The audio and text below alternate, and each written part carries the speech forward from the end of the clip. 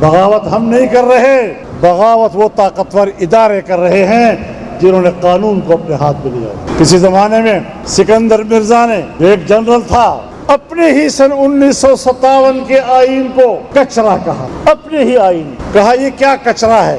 پھر جنرل ضیاء الحق صاحب آئے اور انہوں نے کہا یہ کیا آئین ہے، 2 ورقے ہیں ادھر پھینک دو۔ پھر مشرف آیا، اس نے آئین میں ناجائز ترامیم کرنے کی کوشش کی۔ ہمارا ہدف واضح ہے کہ ہم عوام کو ان کا حق واپس دلائیں گے، لیکن یاد رکھو اپنے حق کے لیے خود لڑنا ہوگا، اور ہم ان طاقتور قوتوں کو بتا دینا چاہتے ہیں کہ اپنا حق تم سے بھیک مانگ کر نہیں لینا، تم سے جنگ لڑ کر حاصل کرنا ہے۔ تمہاری کارکردگی ہم جانتے ہیں، تم نے دہشت گردی کے مقابلہ کرنے اور اس کے خاتمہ کرنے کے لیے اداروں کو جھونک دیا، لیکن کیا آج اس سے کہیں زیادہ دہشت گردی نہیں ہے؟ کئی گنا اس میں اضافہ ہوا۔ اب پردہ چھپاتے ہیں۔ افغانستان کی حکومت ذمہ دار ہے پاکستان میں دہشت گردی کے لیے۔ کیوں بھائی؟ اس لیے کہ دہشت گرد وہاں سے آتے ہیں، بھائی وہاں سے آتے ہیں تو سرحد عبور کر کے آتے ہیں، تو پھر سرحد پر تم کہاں ہو، کیوں نہیں روک سکے؟ اور پھر میں بتانا چاہتا ہوں، جنرل مشرف نے افغانستان پر حملہ کرنے کے لیے پاکستان کے ہوائی اڈے امریکہ کو نہیں دیے، افغانوں پر حملہ کرنے کے لیے اڈے دیے، افغانوں پر حملہ کرنے کے لیے فضائیں دی۔ کبھی انہوں نے آپ سے شکایت کی کہ آپ کی ایئرپورٹوں سے اور آپ کے فضاؤں سے جہاز اڑ کر ہم پر حملہ کیوں کرتے ہیں؟ انہوں نے تو آپ سے جہازوں کی شکایت نہیں کی، انہوں نے تو آپ سے بمباری کی شکایت نہیں کی۔ 20 سال تک تم نے ہزاروں لوگوں کو اپنی بمباریوں سے تباہ کیا، قبائل کو تباہ و برباد کر دیا۔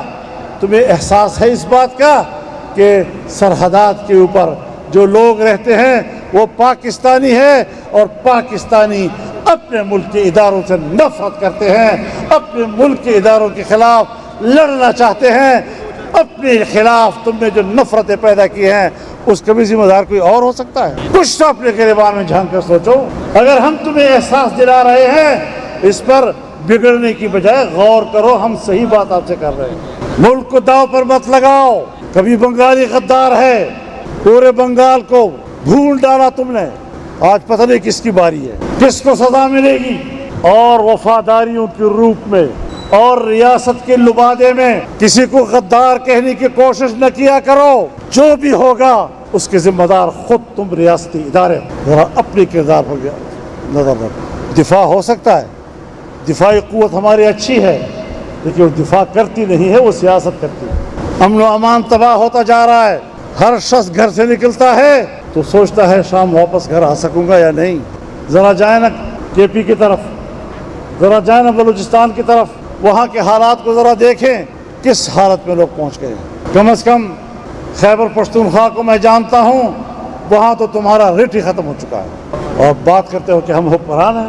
ملک کو ٹھیک کرنا ہے، یکجہتی پیدا کرنی ہے، آئین پہ عمل کرو، اسلامی نظام لانا ہوگا، ورنہ آئین کا تقاضا پورا نہیں ہوگا۔ آئین کے تحت دیے ہوئے جمہوریت کو ملک پہ لانا ہوگا، ورنہ آئین کا تقاضا پورا نہیں ہوگا۔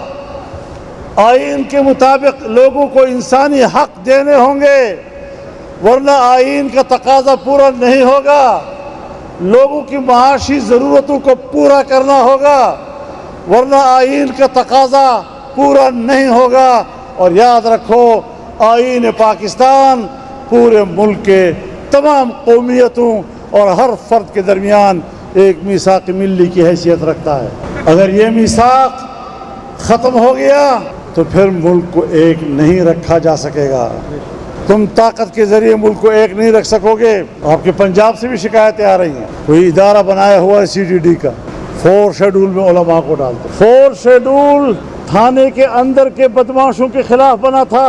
اس بدماش کا تصویر تھانے میں لٹکتی تھی، وہ تھانے سے باہر جاتا تھا تو تھانے کو آگاہ کر کے جاتا تھا۔ آج اس بدماش کا قانون شرفاء طبقے علماء کرام کے خلاف استعمال ہو رہا ہے۔ علماء نے क़याम अमन में तेरा साथ दिया है, ये गुनाह किया है। मेरे मदरसे ने आपको सपोर्ट किया है, वो आइन के साथ खड़ा है, कानून के साथ खड़ा है, मुल्क के साथ खड़ा है, क्या यही गुनाह है उसका? लेकिन याद रखो, 4 शेड्यूल हमारा रास्ता नहीं है।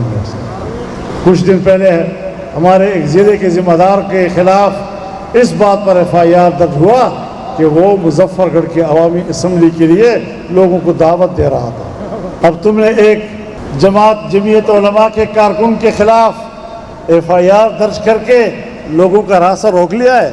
और करो, ये जज्बा बढ़ता जाएगा, ये जज्बा अब रुकेगा नहीं, ये सफ़र आगे बढ़ना है। जो मुकदमा इस वक्त सुप्रीम कोर्ट में ज़ेर समाअत बल्कि फ़ैसला गैर महफूज कर दिया गया है, मुझे तवक्को है अदालत उज़्मा से कि वो कौम को शाहराह दस्तूर पर जमा होने पे मजबूर नहीं करे। उम्मत का अक़ीदा है और उम्मत के अक़ीदे को तहफ़्फ़ुज़ देना है, इसकी ज़िम्मेदारी अदालत पर भी है, हुकूमत पर भी है, इदारों पर भी है और हमारी जमातों पर। मेरे मोहतरम दोस्तों, आज ज़रूरत पूरी उम्मत मुस्लिमा की यकजहती की है।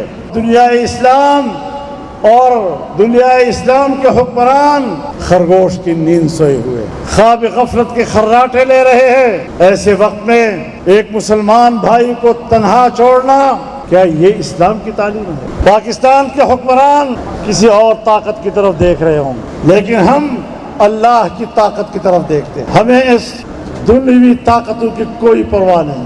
और ये परचम नबवी जो आपके हाथों में है, बुलंद करके अहद करो कि हम इस परचम को झुकने नहीं देंगे और इस परचम नबवी का जो हमारे ऊपर कर्ज है, इंशाअल्लाह खून देकर ये कर्ज उतारेंगे। आज किसान का क्या हाल है? किसानों ने मेहनत की, जमीन आबाद की, फसल हासिल किया, गंदम हासिल किया, लेकिन हुकूमत उनसे खरीदने के लिए तैयार नहीं। क्यों तैयार हो?